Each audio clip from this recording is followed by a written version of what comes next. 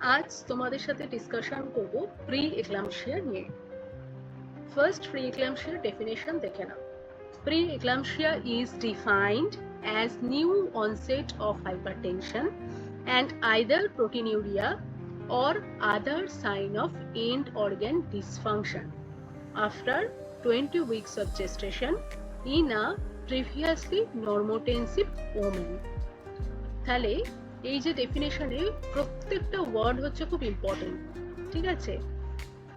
New onset of hypertension, তার মানে কি প্রিভিয়াসলি মায়ের হাইপারটেনশন ছিল না, ফার্স্ট ডেভেলপ করলো হাইপারটেনশনটা, ঠিক আছে।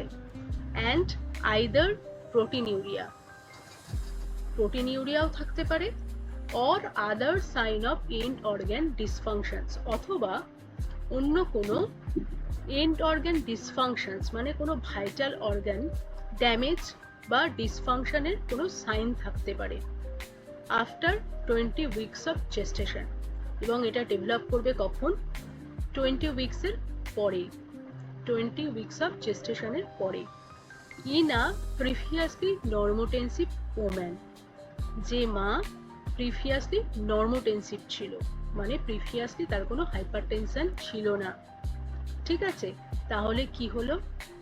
প্রিভিয়াসলি নর্মোটেনসিভ ওম্যান যখন 20 উইকসের পরে, 20 উইকস অফ জেস্টেশনের পরে যখন ফার্স্ট হাইপারটেনশন ডেভেলপ করছে, এবং প্রোটিনিউরিয়াও থাকতে পারে, অথবা অন্য কোনো ভাইটাল অর্গ্যান যেমন ব্রেন হতে পারে, লিভার হতে পারে, কিডনি হতে পারে, লাংস হতে পারে, এই রকম কোনো ভাইটাল অর্গান ডিসফাংশনের সাইন প্রেজেন্ট থাকে, তাহলে আমরা তাকে প্রি এক্লাম্পসিয়া বলবো, ঠিক আছে। ডেফিনিশনস ক্লিয়ার হয়েছে? নেক্সট দেখো, the pre eclampsia features may rarely appear even before the 20 weeks as in case of hydatidiform mole and multiple pregnancy. বলছে এটা জেনারেলি ডেভেলপ করে 20 উইকসের পরে, কিন্তু খুব রেয়ার কন্ডিশন, যেমন যদি হাইডিটিফর্ম মোল থাকে বা মাল্টিপল প্রেগনেন্সি থাকে, সেক্ষেত্রে রেয়ার অকেশনে এটা 20 উইকসের আগেও প্রি এক্লাম্পসিয়ার ফিচার্স দেখা যেতে পারে, ঠিক আছে। প্রি এক্লাম্পসিয়ার ফিচার্স দেখা যেতে পারে।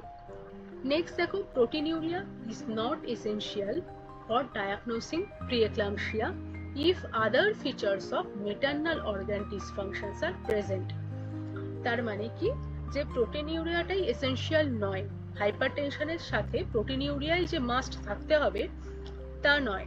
প্রোটিনিউরিয়া ছাড়াও যদি, বা প্রোটিনিউরিয়া ধরো নেই, তাও যদি দেখা যায় যে কোনো এন্ড অর্গান ডিসফাংশনের সাইন প্রেজেন্ট আছে হাইপারটেনশনের সাথে, তাহলে আমরা তাকে প্রি এক্লাম্পসিয়া বলবো, ঠিক আছে।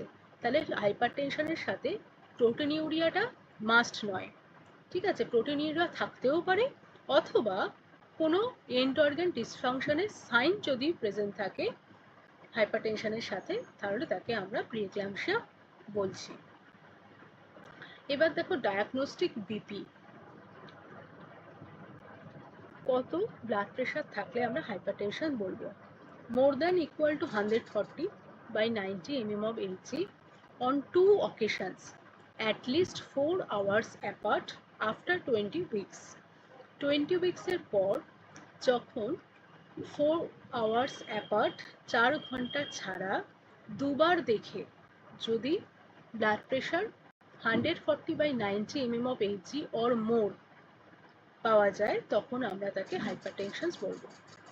নেক্সট দেখো, severe hypertension, more than equal to 160 systolic or more than equal to 110 diastolic। বলছে যদি সিস্টোলিকটা 160 বা তার বেশি হয় এবং ডায়াস্টোলিকটা যদি 110 বা তার, তাকে সিভিয়ার হাইপারটেনশন বলা হয়। নেক্সট দেখো, এবার বলছে classifications of hypertension in pregnancy according to ACOG. First দেখো হাইপারটেনশন, এবার দেখো classifications of hypertension in pregnancy according to ACOG. First দেখো hypertension, systolic BP more than equal to 140 mm of Hg or diastolic BP 90 mm of Hg or both measured 2 times with at least 4 hours apart after 20 weeks of gestation।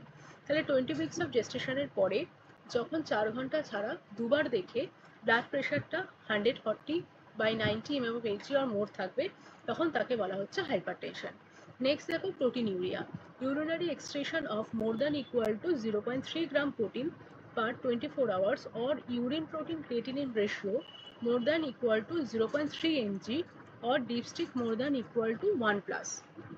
তাহলে যদি urinary excretion of protein 24 আওয়ার্সে more than equal to 0.3 gram হয়, অথবা urine protein creatinine রেশিওটা যদি more than equal to 0.3 mg হয়, অথবা এই টেস্ট না করিয়ে যদি ডিপস্টিকে যদি করানো হয়, তাহলে ডিপস্টিকে যদি more than equal two 1 plus আসে, তাহলে তাকে আমরা প্রোটিনিউরিয়া বলবো। এবার নেক্সট দেখো gestational hypertension. Hypertension developing after 20 weeks gestation in a previously normotensive woman with no proteinuria and no sign of end organ damage। তাহলে gestational কথাটা থেকেই বোঝা যাচ্ছে যখন 20 weeks of gestation এর পরে হাইপারটেনশন ডেভেলপ করছে একটা প্রিভিয়াসলি নর্মোটেন্সিভ ওমেনের, কিন্তু এখানে কোনো প্রোটিনিউরিয়াও থাকবে না, কোনো এন্ড অর্গান ড্যামেজের সাইনও থাকবে না, শুধু অনলি হাইপারটেনশন থাকছে এবং সেটা ডেভেলপ করছে 20 উইকসের পরে। নেক্সট দেখো pre eclampsia, gestational hypertensions with proteinuria. যেটা বললাম যে প্রি এক্লামশিয়া মানে জেস্টেশনাল হাইপারটেনশন থাকছে, সেই সাথে প্রোটিনিউরিয়া থাকতে পারে বা কোনো এন অর্গান ড্যামেজের সাইন প্রেজেন্ট যদি থাকে 20 উইকসের পর, তাহলে তাকে আমরা প্রি এক্লামশিয়া বলছি। দেন এক্লামশিয়া দেখো, grand mal seizure and or coma in a woman with preeclampsia. তাহলে প্রি এক্লামশিয়ার সাথে যদি গ্র্যান্ড মাল সিজার বা কোমা থাকে, তাহলে সেক্ষেত্রে তাকে এক্লামশিয়া বলা হচ্ছে। নেক্সট দেখো help syndrome.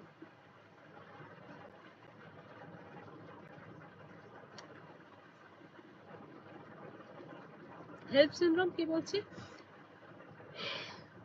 hemolysis, that means RBC destruction, elevated liver enzyme, liver এনজাইমগুলো এখানে এলিভেটেড হচ্ছে অ্যান্ড লো প্লেটলেট কাউন্ট। ঠিক আছে, হেল্প সিনড্রোম তাহলে কি? হিমোলাইসিস হচ্ছে, এলিভেটেড হচ্ছে লিভার এনজাইমটা এবং লো প্লেটলেট কাউন্ট। লিভার এনজাইম যে এলিভেশন হয়ে থাকে সেখানে AST মানে অ্যাসপার্টেট অ্যামাইনো ট্রান্সফারেন্স লেভেলটা এবং ALT যেটা হলো অ্যালানাইন অ্যামাইনো ট্রান্সফারেন্স, এই দুটো লেভেল রেজ করছে। ঠিক আছে, এই দুটো হলো লিভার এনজাইম। যখন লিভার ড্যামেজ হয় তখন এই এনজাইমগুলো লিক করে ব্লাড স্ট্রিমে গিয়ে মেশে, তার ফলে এই দুটো লেভেলটা এলিভেশন হচ্ছে। ঠিক আছে, এলিভেটেড হয় তখন লিভার এনজাইম লেভেলটা, তাহলে আমরা বুঝতে পারবো লিভার ইনজুরি বা লিভার ড্যামেজ হয়েছে। এবার নেক্সট দেখো বলছে this is characterised as a more severe form of preeclampsia. এই যে হেল্প সিনড্রোম যদি থাকে, haemolysis, elevated liver enzyme, low platelet count, তাহলে সেটাও কিন্তু প্রিএক্লাম্পসিয়ার সিভিয়ার ফর্মে প্রিএক্লাম্পসিয়া ডেভেলপ করেছে। although it can be diagnosed without hypertension or proteinuria।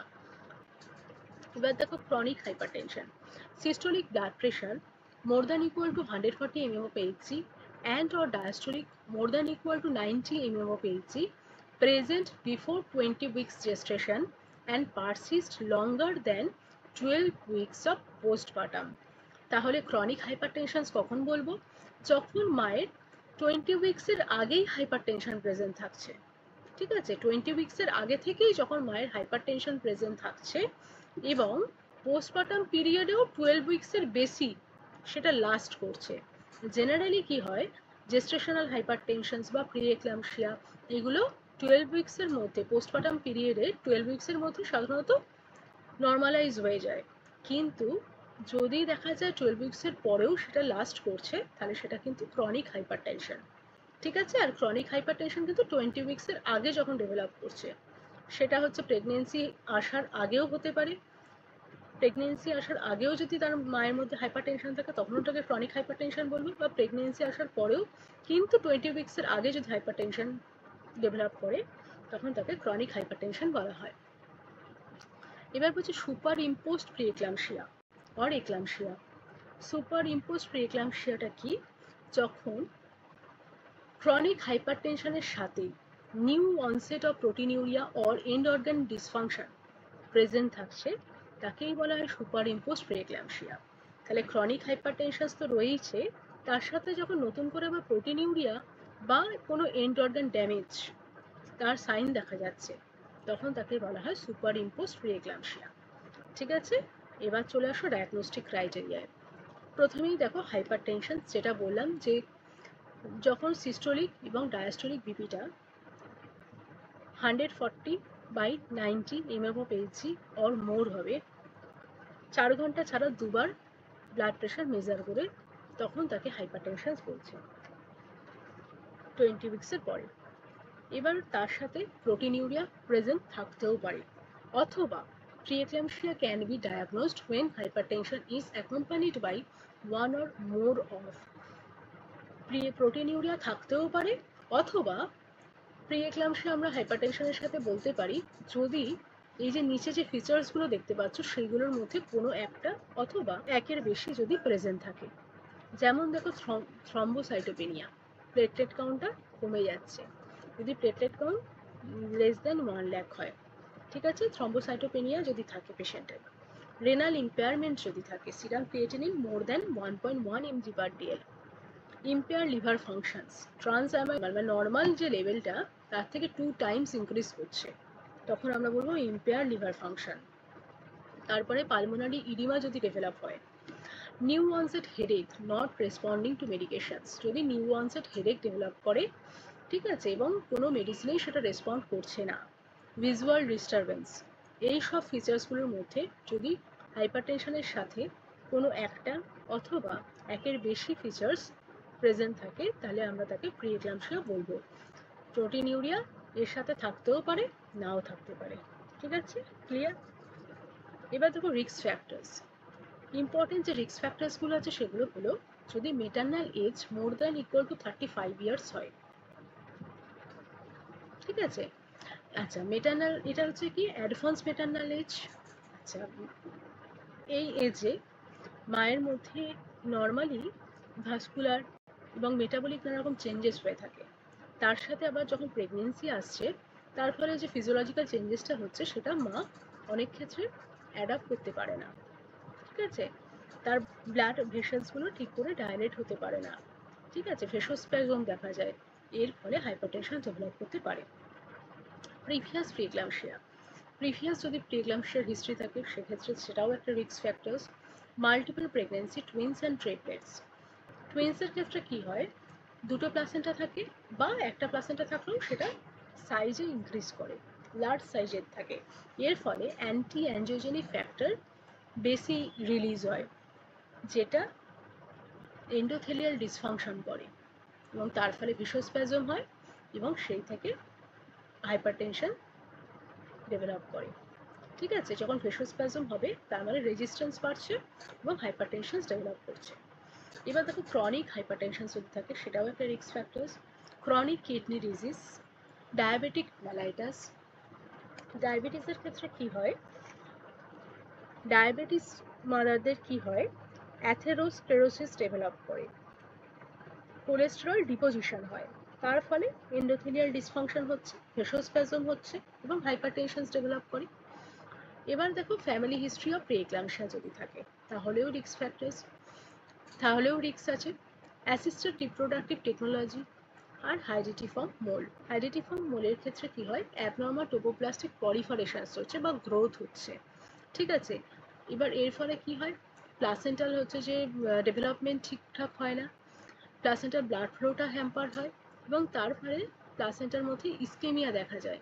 প্লাসেন্টায় blood flow যদি ঠিক করে না হয় তাহলে প্লাসেন্টায় ইস্কেমিয়া ডেভেলপ হচ্ছে এবং তখন কি হয়, প্লাসেন্টা থেকে বিভিন্ন অ্যান্টি অ্যাঞ্জিওজেনিক ফ্যাক্টর রিলিজ হয়, ঠিক আছে, এবং সেই ফ্যাক্টরসগুলো মেটার্নাল যে এন্ডোথেলিয়াল লাইনিংটা আছে সেই এন্ডোথেলিয়াল লাইনিংয়ে ডিসফাংশনস করছে বা ড্যামেজ করছে, তার ফলে এন্ডোথেলিয়াম ঠিক করে ফাংশনস করতে পারে না এবং ভিসোস্প্যাজম হচ্ছে, রেজিস্ট্যান্স বাড়ছে, হাইপারটেনশন ডেভেলপ করছে, ঠিক আছে। এবার দেখো previous history of preeclampsia is one of the strongest risk factor, যদি প্রিভিয়াস হিস্ট্রি থাকে প্রিএক্লাম্পসিয়ার সেটা হলো strongest risk factor for developing recurrent preeclampsia. ঠিক আছে, আজকে এটুকুনি ডিসকাশন